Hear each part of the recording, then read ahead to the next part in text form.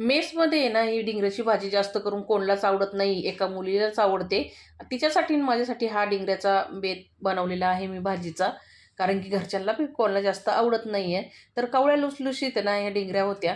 स्वच्छ धुवून घेतल्या, अशा गवार मोडतो तशा मोडून घेतल्यात. आणि आता इथं मिरची, लसूण घेतलेला आहे. त्याचा ठेचा मी खलबत्त्यात करून घेतला आहे आणि शेंगदाणे भरड असे मिक्सरला फिरवून घेतलेले आहेत.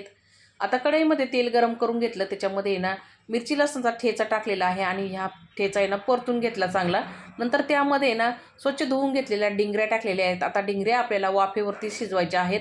तर त्यामध्ये मी 1 चमचाभर मीठ टाकलं. झाकण देऊन आहे ना वाफेवरती चांगल्या शिजवून घेतल्या डिंगऱ्या. आता ह्या डिंगऱ्या आहेत ना तुम्ही चपातीबरोबर, भाकरीबरोबर अशाही खाऊ शकता. एकच नंबर लागतात. पण मी इथं थोडासा शेंगदाण्याचा कूट वापरलेला आहे. शेंगदाण्याचा कूट टाकून पण छानच लागते ही भाजी. तर 2 मिनिटं परत परतून घेतलेली आहे. तयार झाली झणझणीत डिंगऱ्याची भाजी. चला तर भेटूया पुढच्या व्हिडिओमध्ये. धन्यवाद.